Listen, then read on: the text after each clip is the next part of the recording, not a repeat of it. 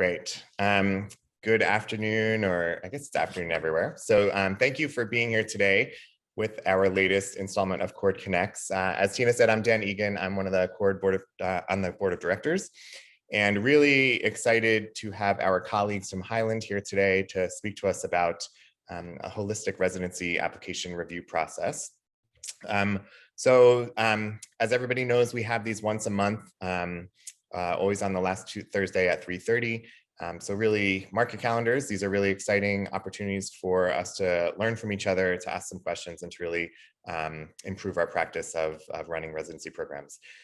So I'd like to introduce Dr. Charlotte Wills, who's the program director of the Highland Hospital EM program and former clerkship director there. And she has been part of efforts to increase diversity in the program at Highland for over a decade and a half. Research interests include strategies to make the application process for students and applicants less stressful and more equitable. And Dr. David Duong is the Associate Residency Director of the Highland program. And one of his professional passions and interests is increasing diversity in emergency medicine and inclusion in the clinical teaching environment. In addition to national talks and workshops, he has published on these topics and also runs the Social EM Research Scholarship Program for medical students underrepresented in medicine. So thank you to both of you for doing this for us today. I look forward to learning from you. And with that, I'll turn it over to you. Well, thanks for having us today. It's our pleasure to be here with all of you. Before we get into it, just a disclaimer here. This has been an effort going on at Highland now since I want to say 2005 or 2006. And it started in a staff meeting where one of our faculty of color really raised this issue. And from there, it's gone through many, many iterations. So just a disclaimer, I don't pretend to have all the answers of how to do this. This is more what we've learned in our journey through this, recognizing that we still have a tremendous amount of work to do. And in fact, we've learned a lot from all of you too, and some of our colleagues through this process. And we encourage to continue the conversation afterwards, exchanging ideas. I mean, this is how we really honed some of our practices at Cord, at SAM, at ASEP, through CDEM and some of the other committees too. That's how we refined our processes, is exchanging ideas. So what we hope to go over today with you guys is just give our take on holistic application review. And part of that is realizing that there are potential biases in evaluations. And we'll talk a little bit more practically about how we incorporate that framework and incorporate these ideas into our application review. And then finally, probably one of the biggest things is how do we create culture change? Because this is not just implementing something and having something change in one application season. This takes years, and as Charlotte said, I mean, this started in the mid-2000s, and here we are, still working and refining. Yep, exactly. This came out of the reason I put this in. I think it's important to just take stock of where we are as a profession, where we are as a residency, just as emergency medicine residencies. This came out in Annals of Emergency Medicine in 2019, is basically taking stock, is from ABM, taking stock of where we are in terms of residency programs. There was a section on our racial composition of our residency program, US residency programs. And, you know, we like to think that we are a little more progressive than other specialties, especially given all that we do with ultrasound and administration and how we're pushing and our education, how we push things forward.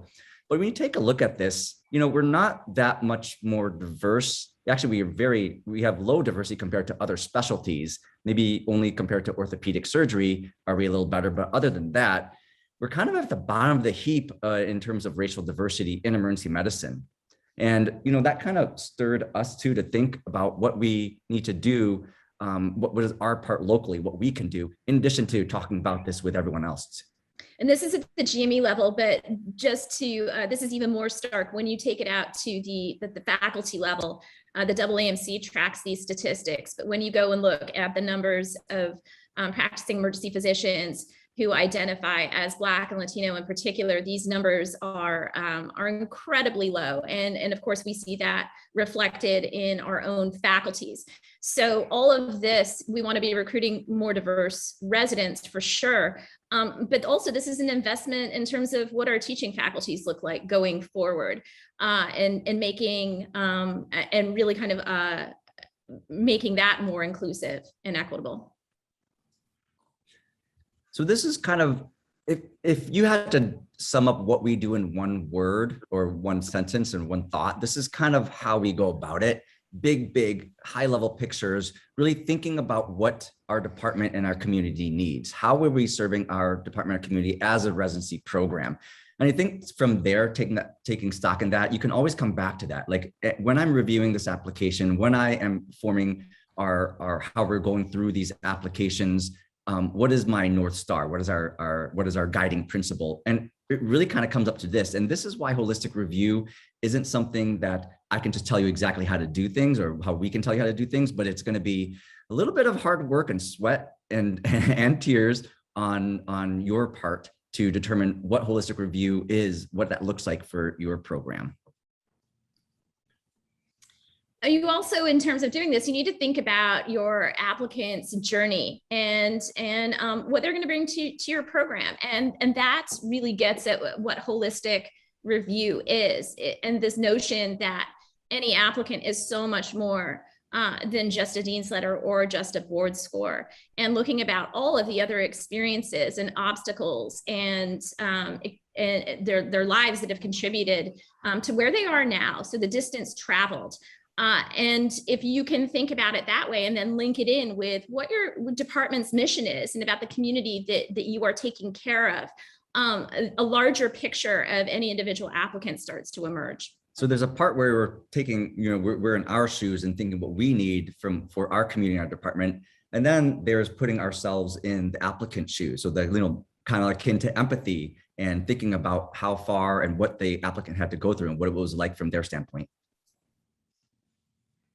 All right, so it's kind of hard to define holistic application review, but I'll give you some of the components that are commonly thought of that are associated with holistic review. So this is a diversity-aware, mission-based process. And what that means is diversity is in the forefront of what we're thinking about. When we're doing this process, how are we increasing diversity? Yes, it's about our mission, it's about our department and what we need to do. But if we keep in mind that we are trying to increase diversity, that is something that's going to help in this process and how you go about doing holistic review. Holistic review is also getting away from just the traditional definition of merit and what merit base is. It's not just on test scores. It's not just based on one grade or one scholarship, but we are defining merit as larger than that, because there's other qualities in becoming a physician than doing well on a test. It's communications, interpersonal skills, it's commitment and dedication to one's community and to one's patients. And what are the evidence behind that? Not just thinking it, but what actually have they done? And so defining merit more comprehensively. Charlotte talked about the distance traveled, and we'll talk a little bit more about that too. But this is not just something that's necessarily affective or always subjective. In fact, some of what we go about right now and how we go through application review is, quite frankly, subjective, and there is bias involved, and we think it's more objective than it really is. But there are ways to go about holistic application review that is evidence driven. It just takes a lot more work. So this means reading applications more fully, reading personal statements, reading dean's letters, and the narrative that is in there to look for qualities and attributes and experiences that are important to you and your program. This is a very intentional, deliberate process. It is at times painstaking. It takes some time, but it's worth it. It is absolutely worth it. Yeah, this is really moving away from the way that we have quote unquote screened or set filters in ERAS and just not solely basing things on numbers. And this isn't just emergency medicine or even GME. This is all of higher education, and the pandemic has really only accelerated this. And you'll see this in evidence now. The University of California system, they are not accepting SATs. So this moving away from standardized testing, recognizing that these broad sweeping standardized tests, they advantage certain populations and disadvantage others. and they're just intrinsically flawed. So you're starting to see the dismantling of this with step one moving to pass fail. But really, this has just been accelerated by the fact that these numbers that are so easy just to kind of fall back on to use as a proxy, they're going by the by, and there's increasing evidence that they don't actually point to who is going to be successful in your program, let alone a successful physician. So that was some concepts and principles involved in tailoring your application review. And then we encourage you to take a look at what the AAMC, the ACGME puts out. And this is their rubric for holistic application review. And for UME, they had experiences, attributes, and metrics. And that goes into defining what excellence is. But thinking more broadly, for GME selection is experiences, attributes, competencies, and metrics. And I like this rubric because it helps define what you're looking for in the application. So you pick which experiences are going to be important. You pick which attributes, what competencies, what metrics will define excellence for your program. We're going to go over some examples, including from papers, as well as our homegrown example of how we go about and define these 4 domains. And I think while there's this conceptual framework here, it's really important to note that you can go and adjust and decide what are the priorities for your program, for your department, for your community. So there's a paper that came out about 2 years ago in academic medicine, and it is a internal medicine residency program. The reason we're presenting this, there's actually not a lot of data yet on GME programs. There's more in UME, a good amount on UME program, how that increases diversity and at the same time maintains similar outcomes. But what I like about this paper is they talk about their process and how they went about holistic review. And through this process, within a span of about 3 years, they've increased the diversity of their internal medicine residency program. So let's see what they did at UT Houston. So their first year, this is what they did before at baseline. So they had a USMLE cutoff, and they filtered from red flags, and they just have their standard interview days. And so this is what they had on their first year in academic year 15-16.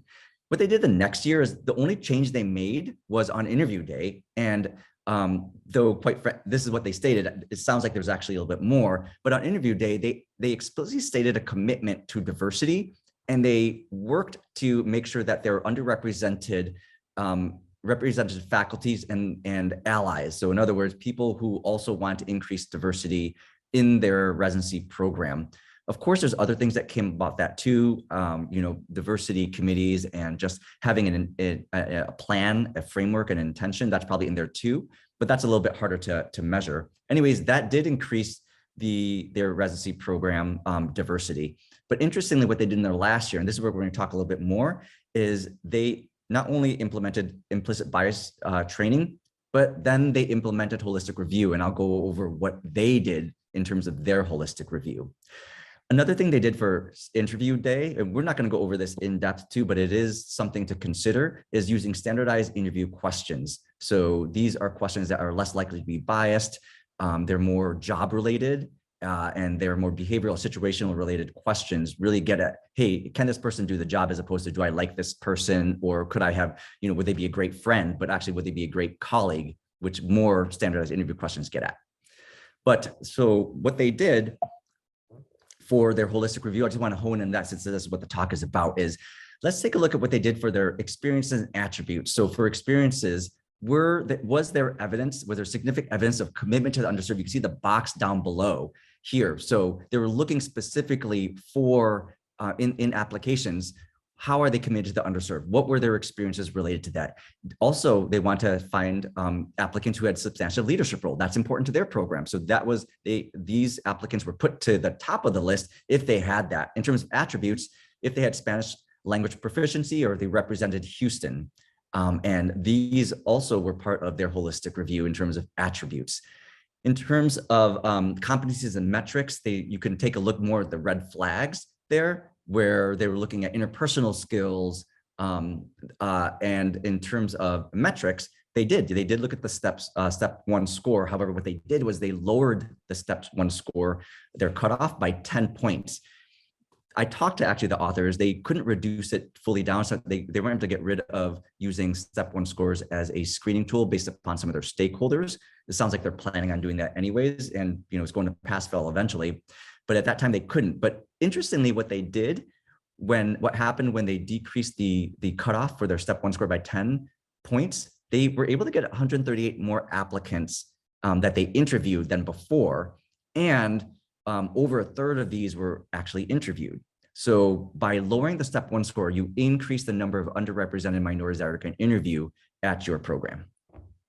Yeah, and I think this is a really important point here in that it gets back to that thing that we were talking about initially of culture change. So stakeholders that are going to insist that you still incorporate things like the USMLE, you can still push back and adjust those. And it is this is such a great study and experience from this one program, because it shows how making adjustments and then refining those and subsequent iterations, you just become more successful with every iteration of what you're doing. And that slow, steady pressure, you can then move the needle on changing that culture. And that will be reflected in a much more diverse cohort that not only are you interviewing, but hopefully you are matching. So back here at the Highland Residency, so my colleagues published on this a couple of years ago, and it's the same two colleagues that back in 2005 at that staff meeting said, hey, this is a problem. We do not have nearly enough residents of color, and we are a program based here in the city of Oakland, which is one of the most diverse cities in the United States. And so much like what the folks in Houston did, although I will freely admit this took literally, this is 2005, it's now 2021, multiple iterations around this, where it really first off just started with the recognition that this was a deficiency, this was a problem, this was something that we all needed to commit to improving, and then going forth from there. So the formation of a diversity committee that subsequently with every match cycle would look at how to improve this and what we were doing. And one of the first things we did, similarly to the Houston group, was just to really de-emphasize the USMLEs. And we do not use cutoffs. I can't remember the exact year where we totally did away with them. But even the pass fail component, if there's a reason why an individual did not successfully pass on a first attempt, a lot of times when you go into deeper about that, there are other extenuating circumstances. There are health crises and family emergencies and other things where life intervenes. So if there's some context to that, then really that's not going to be all that predictive of what that person is then going to go do in your program, let alone passing the emergency medicine ABEM board certification examination. So really looking at each individual there. And then for our final ranking process, we just took boards out of it altogether. So the original rubric we had in the early 2000s actually had some weight, for different ranges of achievement on your boards. And we just kind of threw that out. So now boards are not even a consideration in the final rank list. And then going subsequently through this, there are a couple of other interventions that demonstrated the culture change and our commitment to this. And one of them was a diversity reception, which this is one of my favorite things, speaking to culture change, because this is now not just something that we have to do as part of the recruitment season. It is this highly attended social event that the entire department looks forward to and has now become hospital-wide. And the CEO and a number of the executives from our institution attend to this. But it's something that the residency genuinely looks forward to, much in the same way that they do retreats. So this has become this incredibly highly attended event that, when polling people that interview with us, is really impactful, because it does demonstrate that commitment to diversity that we have. Dave, do you want to talk a little bit about when we go through looking at applications, so the experiences? And I encourage you all, if you haven't read this paper in Annals of Emergency Medicine, it goes through what we do. It's not a secret. We actually published how we go about this process of increasing diversity in our residency, and we're here to answer more questions to get into some of the nitty-gritty and the finer details here. But going back to the experiences, attributes, competencies, and metrics rubric is we have here we could talk a little bit more about what we do. So what's important to us when we look at applications is service and leadership experience, especially with disadvantaged communities. And it's going to be quality over quantity. So, those applications where you see they've done half a day of some fair and that kind of that for us, that's not enough. They really have to show, if you're really committed to the underserved, is there substantial engagement and even leadership in those activities. We also want to look for life experiences related to our mission. So it is giving care to the underserved. It has to do a lot with social emergency medicine. And it has a lot to overcoming adversity. And so we're looking for these things in the application, as well as research related to these issues as well too, whether it's substance abuse interventions, whether it's social emergency medicine, social determinants of health. Those are things that are important to us. And for you, it might be other things. It might be more other areas of inquiry and scholarship, but these are how we defined it here. Yeah, and I would say that's really important, and it links back to that notion of what your program's mission is and how it relates to the community. And this is also something that the ACGME now recognizes, and so they ask us to write about this, and everybody's web ads is due tomorrow. They ask you to write on that. So actually having these conversations within your department and your group is beneficial across the board, but really helps to support these efforts at diversification. Other things, just like with the UT Houston program, we do look for second language proficiency. We are a county hospital that we're using Spanish, Vietnamese, Chinese, other languages every day. And so that's something that we look for as well. And then another thing is, we firmly believe that our physicians should reflect our patient population. So we are looking at the composition, our racial composition of our patient population and our city and our county. And we're trying to approximate our residency program to look more like our patient population. And I think this is important too, because there are the AAMC definition of what is underrepresented in medicine, and then there's looking to our community, and in fact looking to using our community as our reference point.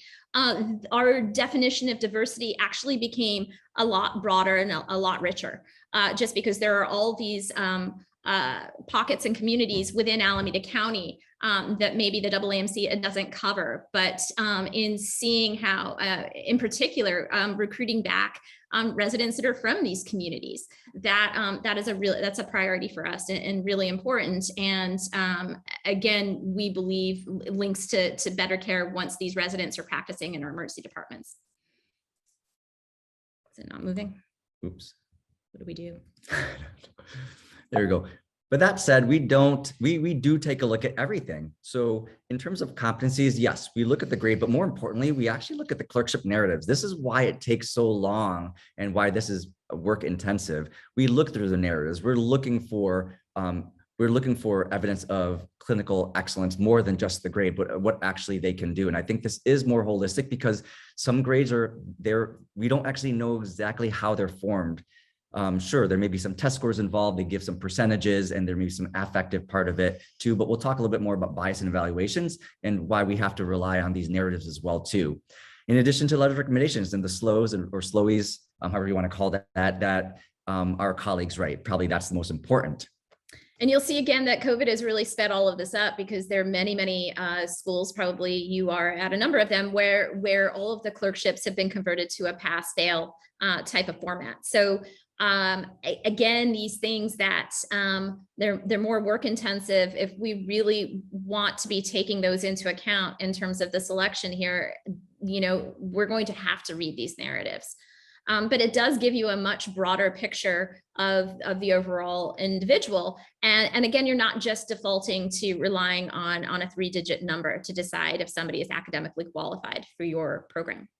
I want to give an update to this data right here. So they compared 2 decades of residence here. What I can tell you is that for this current academic year, or with including all 4 years of our residents, we have 33% of our residents are white, 25% of our residents are Asian, 25% of our residents are Black, and about 13% of our residents are Hispanic Latino.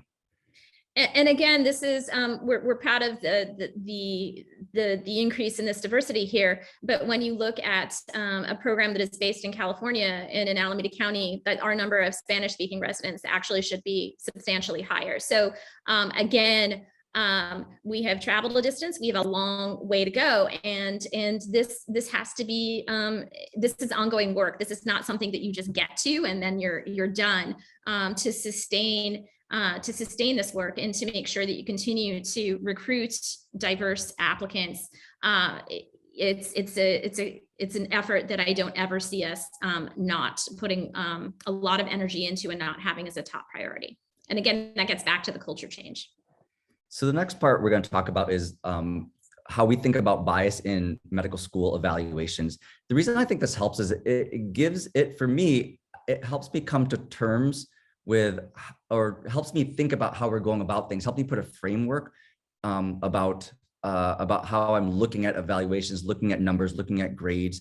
And then it reminds me also to look at the big picture and incorporate everything and actually look for evidence, make an evidence-based or evidence-driven process. Yeah, this article appeared in the New York Times. I want to say it's pre-pandemic in 2019, but the focus is on two students who are at Harvard Medical School, and one of them is one of the students was local from Stockton, California here.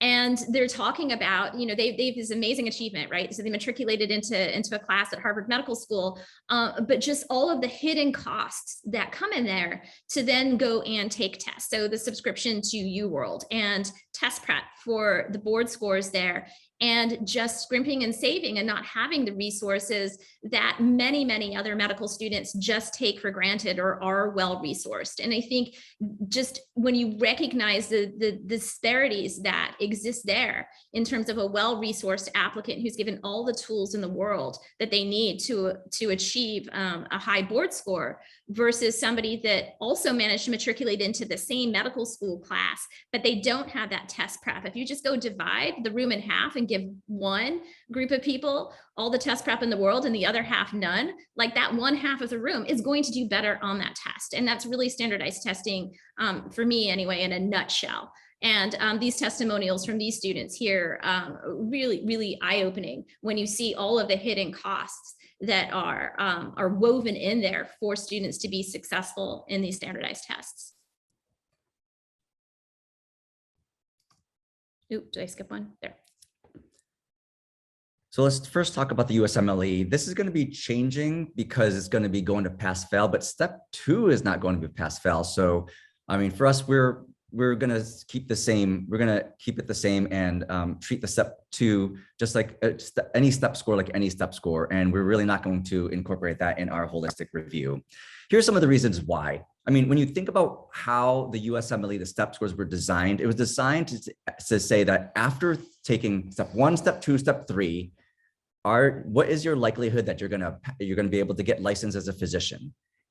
That's pretty much it. So it has to do with licensing. It's not about how well you're going to be doing in residency. It wasn't correlated with any of that. So that's why just using, first of all, not all 3 step scores, but only the first one is probably moving away from that. Even has less data that it has any value in terms of passing the licensing exam by the end of your full training.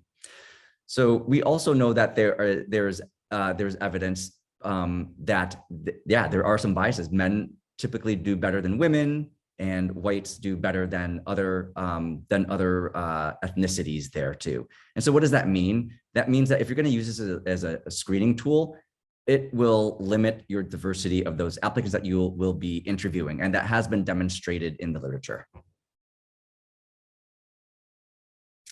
So clerkship grades in AOA. So this is a terrific study that was done by Catherine Lucy, the dean over at UCSF, looking at the racial ethnic breakdowns of who got honors. So they're on UCSF did work on an honors pass-fail system, and they realized that many students of color were missing this honors cutoff by small fractions and hairs. And then they looked at the descriptors and the narratives and realized that a lot of the terms that were used in these written narratives had an element of bias into them. And they really doubled down and committed, it was a multi-pronged effort in terms of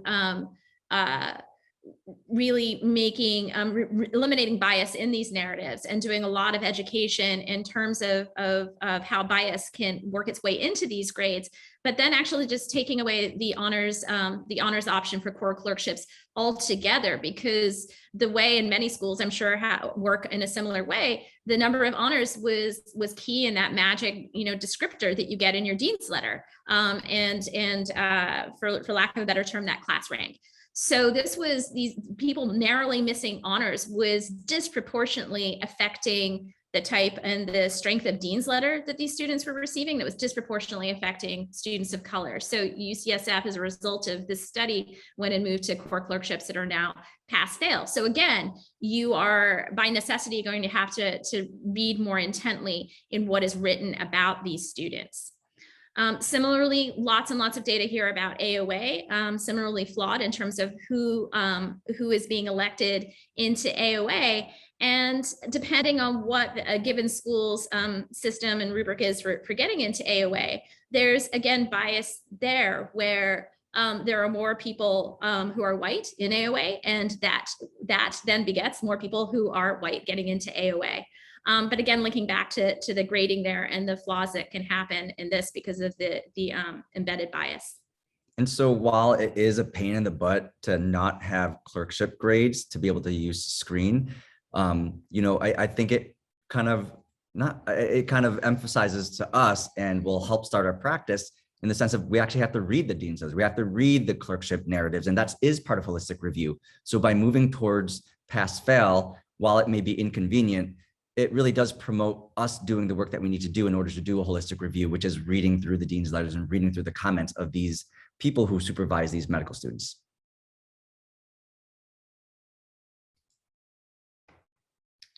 So grades in MSPEs. So the clerkship grades, we all know, are still really important, but it's so much more than just the grade there. And again, you want to be looking at that grade. There are a lot of run across this, not infrequently. So a really terrific student, and for whatever reason, they got a pass or a high pass on some clerkship. And then you read more deeply in there and you realize that 30 or 40% of that grade was based on a shelf exam, which we've already hopefully demonstrated to you. These standardized tests can not necessarily be an accurate reflection of a student's ability. So again, getting away from just evaluations and assessments of students that are just grade are numbers driven, and more to the actual clinical performance and what that person is like in the clinical environment, up close and personal with that patient. Yeah, so if I'm reading through an application and I see on someone's SLO that they wrote about how great they are with problem solving, how resourceful they are, how great they are with interpersonal skills. And I read this also in the dean's letter, but they're getting passes. But I'm reading, which is a little bit dissonant, but I'm still reading that they're great clinically. They're doing fantastic clinically. Hey, especially if this person is underrepresented medicine, I think they deserve a chance. I think I'm not going to only just look at how many passes compared to honors grades or what their ranking is in the SLO, but because of their comments, I'm very encouraged that they're going to do just fine, if not even better, probably above average with their clinical skills, given their comments on their MSPE and on their narratives. But Dave, I'm going to be contrarian here and say, but what about it? A test goes and measures your fund of knowledge. Your fund of knowledge, that's important to be a good physician. You have to have a really good fund of knowledge. And what I would say there is go back into the narrative. Number one, I think it's really hard to practice medicine and to do well clinically as a medical student if you actually don't have a good fund of knowledge. If you don't know the medicine to begin with, it's really hard to fake it, particularly in an emergency department. And again, these narratives, they're going to be commenting on the fund of knowledge there. So if your argument for using something like a standardized test is like, well, I have no other way of understanding that student's fund of knowledge other than a standardized test, I'm going to say again, I disagree with you, and I think you can go back into the narrative. And this is an argument, again, getting to the culture change that I've had with my own faculty over the years.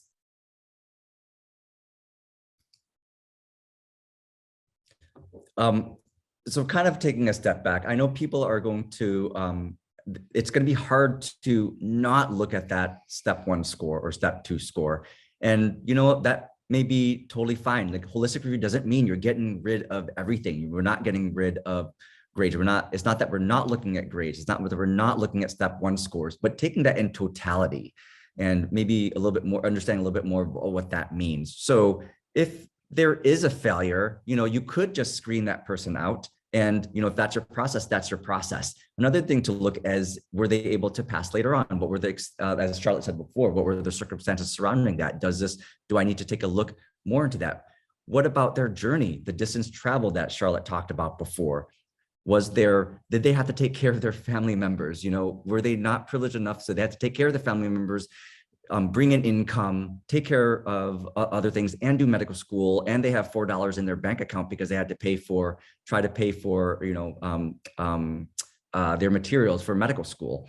And so taking that into account really does make a difference, and it helps us with our application review, our holistic application review. And so we do look at the personal statement, especially in these cases. Not every single time, I wouldn't look at every single personal statement, but when I'm trying to see, hey, are there any explanations? What is the context around some of these lower step 1 scores? Then I'm going to take a look at that and make put a context and then make a decision around that. I actually do love reading personal statements. Dave knows this. We differ a little bit on this, but I love reading applications, and every year I'm just blown away by the amazing individuals that are applying to our program. So for me, the personal statement actually provides a broader context of the applicant and kind of sets the stage for all the other pieces to fit in. Yeah, residency is really tough and it takes a lot of resilience. And I think we can look at that, and I think we can glean that from the application to look for resilience over time. How did they overcome medical school and undergrad, quite frankly? How did they get to where they are right now, and what did they have to go through? So this gets back to the CV component here. So the experiences and the attributes, and linking it with, this is what this person has achieved, or these are their life experiences, and this is what it will bring to my program and to my community. And we met with a bunch of medical students who are applying last night, and really emphasize this point too, that the quality over quantity. So in particular, mentorship programs. You have been mentoring students who have come after you, and you've been doing that for years. You work in a clinic that you have a particular connection with, and that is more of a longitudinal experience. Recognizing that just being a medical student is a full-time job and should have occupied the bulk of your bandwidth there. But looking at these other experiences that flesh out the person as a whole. And again, I think this is where it gets really interesting. You will find people in that stack of applicants who have done amazing things. We have residents who have been bank tellers and KFC managers, and one of my very favorite grads of all time wrote her whole essay about being a waitress at a Red Lobster, which translated into an emergency department really, really well. So, demanding customers and really busy and multitasking and all of that. So a lot of these things, if you look at an experience and then say, can I map that in my mind to a core competency? A lot of the time you can, whether it's interpersonal communication skills and task switching, you can actually find a lot of these experiences and with a little imagination, draw a line to our EM milestones. So the EM slow. Depends, I think, on where you are, how you pronounce that. So again here, and I think the people on the CORD slow task force would probably agree with this. Don't just skim off the top 1/3. Many applicants are not going to fall in the top 1/3, and that's just because mathematically not everybody can be the top 1/3. Rather, read what your colleagues are describing. And again, as Dave mentioned, look for that upward trajectory there, the growth. So, you've put a student into an environment, and like, what did they do with that? And what did they do over the course of that clerkship? Again, looking at the trajectory, that's much more predictive of how that resident is going to grow once they're in your program. And again, take it in totality with the rest of the application.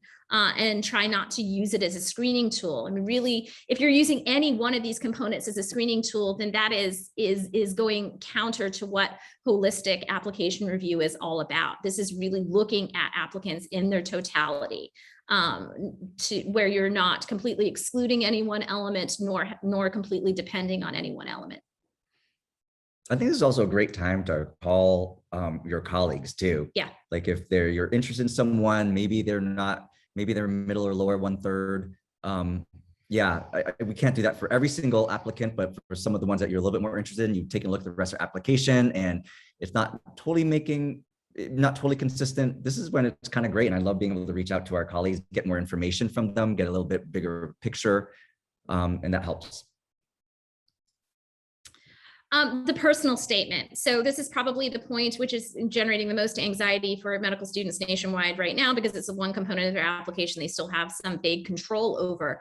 I will say the personal statements, they often will really give you a great snapshot into where that person has come from and why they want to be in your program and what they have overcome to get to the point that they're at now. And I think we've all had this experience where we read personal statements and are blown away by what the obstacles that people have overcome and the success that they've and accomplishments that they have achieved, despite what and it doesn't have to be something devastating that happened in your life, but look at it this way, in just a total lack of resources. So again, that counterpoint that was in the New York Times article about all the resources that so many medical students, and certainly I did when I was a medical student, just took for granted, that just don't exist for many students, particularly if they're coming from families where people have not, their family and their parents have not gone through the higher educational system. They did not have advising. They did not have limitless financial resources to buy all of the study aids and tools and tutors that so many students do to be successful in college and in medical school. So these personal statements can really give you a great window into where that student has been and why they want to do the work that they want to do. So lastly, we want to talk about culture change. And this really comes back around to, again, that staff meeting that I was sitting in back in 2005. And I think it's really important that when you are changing culture, this is about changing process, not specifically about individuals. And I think if you go and you depersonalize it, you are more likely to get change that is sustainable and enduring. And these conversations, they go from being brazen to brave. And I'm stealing that language from one of our colleagues over at UCSF, because having these conversations can be really, really difficult. And the difficult conversations we had in our own department here were this, around this very time-honored traditional view of what academic excellence is, and that academic excellence is equated with a superlative dean's letter and outstanding board scores, and just recognizing that excellence comes in many different forms and really changing that definition of excellence, and realizing that the excellence that your colleagues have achieved, that myself and others, particularly if you are white or something that is not a person of color, chances are you had all the resources, and if you didn't have the resources, you certainly didn't have a learning environment in a society where you were encountering bias and discrimination every day, impeding your path forward. So having that conversation, that this is not lowering standards or accepting a lesser level of excellence, but rather opening up the playing field for everybody and having everybody start at the same place, like really raising that up just by simple things like not relying on board scores. That is important, but that is about changing process and not about going to war with individuals. And that certainly wasn't easy. It's still not easy. We're still going through the process right now. A little bit about how, just painting a picture of how it feels like. So we have a rank process. After we go through interview season, we then have everyone read through the files. And if you have read through the files, faculty, to residents, even our chair, they all get the same vote, and then they attend a ranked meeting, and then we talk about the individuals. I think last year went pretty well, but I have to say for almost every single year before that, for several years, there were hurt feelings. We had our chair call an emergency meeting to demand what was going on. We had people writing angry emails to each other. And for us, that was a process on, that was our process of progress. And it didn't feel good at times, but we needed to go through this. We needed to talk about this. We needed to debate, argue about these dogmas and about some of the process that we're changing. We had people very angry at us, temporary silent treatment. So this is what it kind of goes through in terms of culture changes. Is not something that for us happened in one season, and it's still happening. And there's still people who are not necessarily on board with us, but that's okay. This is part of the process. This is part of engaging with people and hearing people out, as well as trying to also negotiate and then getting our point across. The other piece I would say about the culture change is that this all started, actually started with the authors of the paper that's in Annals. So my colleagues, Jocelyn Freeman Garrick and Bernice Perez, and they were the drivers for far too long. And looking back on that, 15 years back, it was a definition of diversity tax. And somewhere along the line, I think that it's actually Jocelyn. She's like, "You are now going to lead the diversity committee." And I was like, "What? Me? I'm like the whitest person in our department." And that's important. And now I see my role. Yes, I am a program director who is a white woman, but I have the opportunity to use that privilege that has gotten me to the point that I am in my career now, to stand up to the people that were resistant to this change, and to advocate for this, and to uplift the people around me, and to make sure that we continue to be as inclusive as we can. And equitable too. I think the residency is far more diverse than it used to be, but the issues of equity and inclusion, that is where I feel like we still have a tremendous amount of work to do. One of the things, since Charlotte became chair of the diversity committee, there was a lot more power given to the diversity committee, and I'll explain that a little bit more. So basically, because of the way we do our rank day, the people in the diversity committee, which is open to every single person in our program, in our department, it's not just those underrepresented, but everyone's invited to them. And what this diversity committee does, it actually has a strategy of who they are going to back and who they're going to champion going into rank day.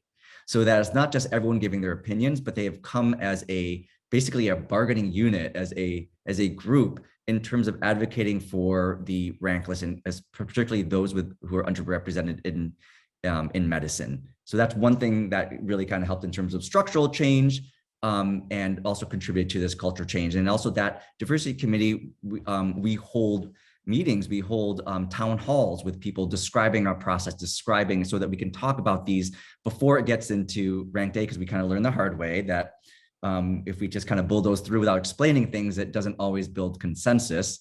But throughout the whole interview season, as well as after the interview season, but before rank day, is when we hold these town halls in order to encourage discussion.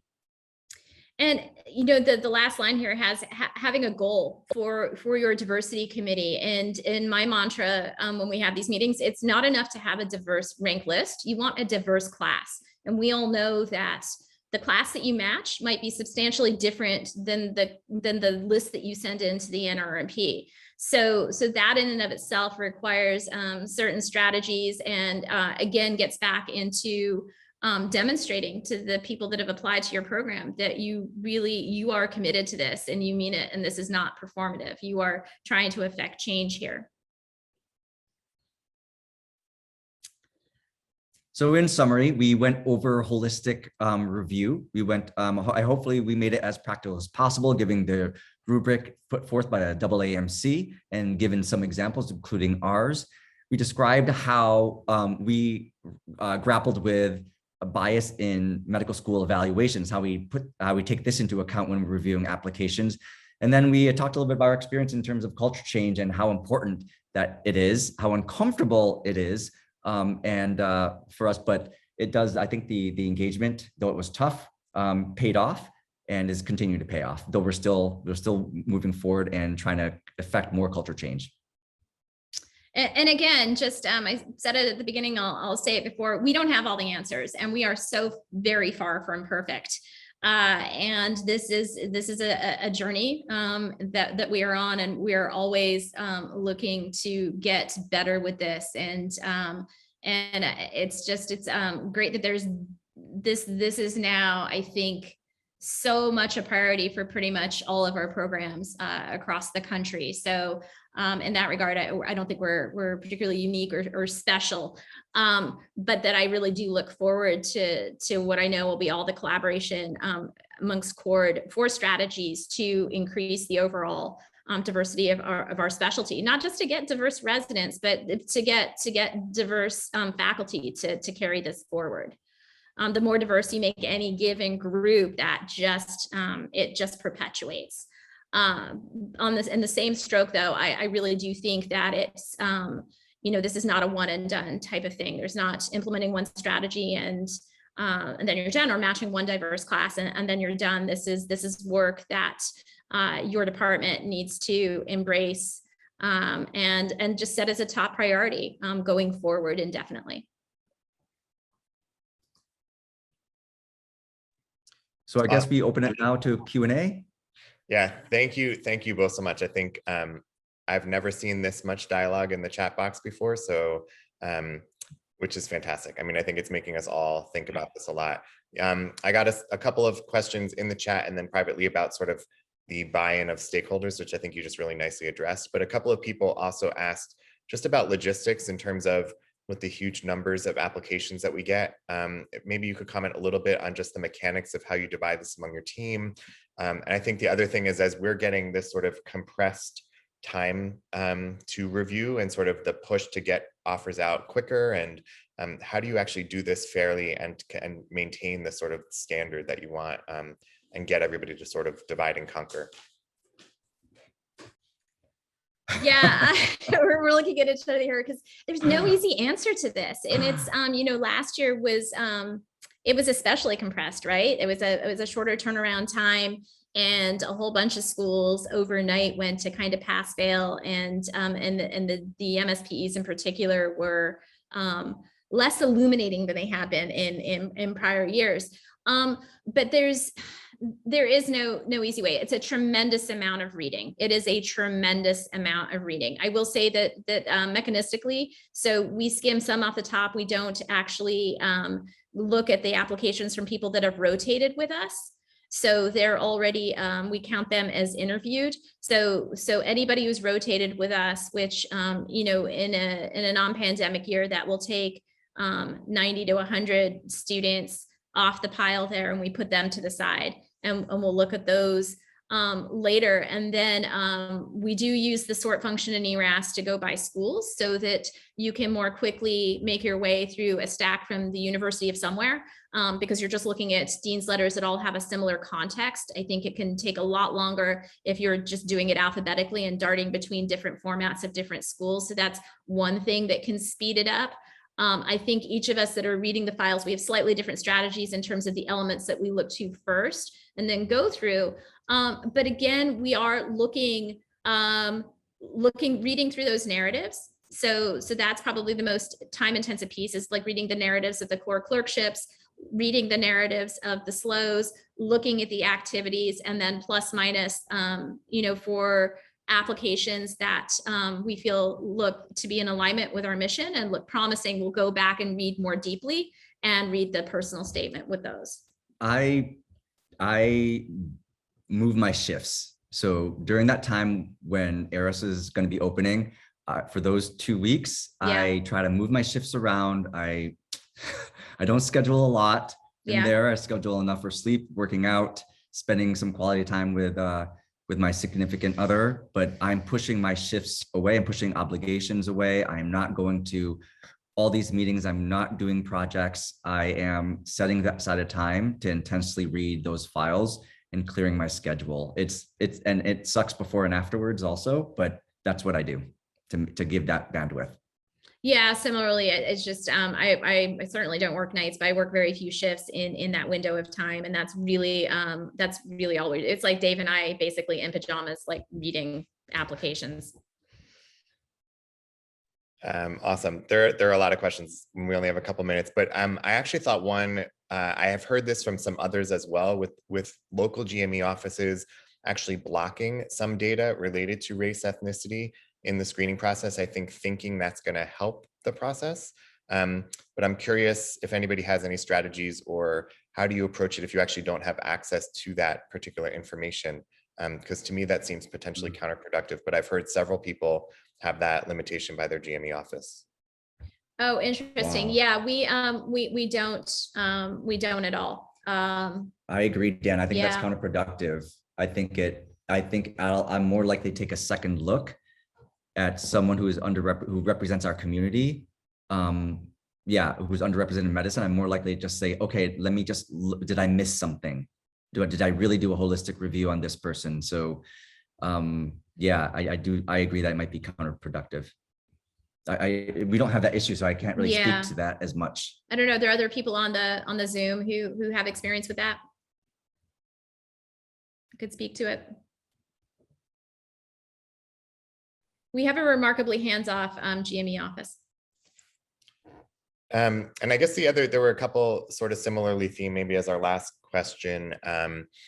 Any thoughts or ideas on how, if you do not feel like you have a diverse faculty group, how you actually can translate a message to your applicants that you actually really are committed to this, and they should still consider coming to your program, though they may not see people that look like them in your faculty? Yeah, that's like a plant, because that's where we're at. That's the referring back to we are very far from perfect. Our faculty is not nearly as diverse as our resident complement now. And part of that is that the average Highland faculty has a tenure of a Supreme Court justice. So many of us have just been here for a very, very long time. So there's just very little turnover. But really it's a vestige to when emergency medicine was almost exclusively white and male. And again, this is about, the process and not the individual, because I love all these people dearly, but it is created for a difficult dynamic right now, where we don't have the diversity that we want in our faculty. And so in our introductory, our overview of the resident on the interview days, I'm just in full disclosure. I'm like, this is our weakness. These are what we are doing to try and improve this. This is a commitment that we as a group have made going forward, in that we want to increase our faculty diversity. But we recognize this. We're just very transparent about it. And again, speaking of somebody that is not at all underrepresented in medicine, this is the work that we try to do. We admit our faults, try to be better about it, and be good allies. But it is challenging, and I'm sure we have lost really great applicants over the years because applicants are seeking mentors who look like them, who also are people of color. And I think that is incredibly important, and I support that. And that's something that we are trying to change within our own program. Here's some things that we do, though, that we're able to do. So we do have, we used to, I don't think we do that anymore. We have a diversity week where we interview those who are underrepresented medicine, and we allow them to schedule that first in that week. And during that week, we also have a diversity reception. So a couple things. Remember that there's a New England Journal article about an applicant was just speaking to how they were the only Black person interviewing and how uncomfortable it made them. And I think having a diversity week, I wonder if that helped get to that. But we're at this point now where it doesn't matter what week, there's going to be someone who looks like you interviewing alongside you. So I think one way of promoting diversity, maybe having a diversity week, it seemed to work for us, so that interviewees will see people that look like themselves on interview day, even if you don't have a lot of diverse faculty. We have a diversity reception that our CEO goes to, that talks to our applicants saying, hey, we really value, not only us as a department, the whole hospital values you. But of course, our chairs there, everyone, all our faculty are there saying, hey, this is really important, and we're throwing you a celebration, a reception. here. So I think those things can go. So yes, and I think being explicit about it during interview day is also helpful too. Just as in that UT Houston paper showed, they were able to increase their diversity when one of their strategies was explicitly stating it on interview day, how important that is and why it's important to them in terms of patient care. Those are just some things that come on the top of my head. Great. So we're at time, and I feel like this could go on for a really long time. It went really fast. There's still more questions in there, which sorry we can't get to everybody. I think we talked about it, but I think it was mentioned a couple of times, just highlighting that we do know that narratives also have some bias within them as well. We're not sure. Yeah. So important to think about that. But this was fantastic. Thank you. I think we all learned, and it sounds like we'll be seeing hopefully more publications to come, both from within Cord, and I think there are other kind of best practice examples out there. So yeah, I mean, this is probably worth actually having a follow-up. We'll talk about that. Thanks again, and enjoy the rest of your day. And thanks for being here. Good to see everyone. Take care. Bye.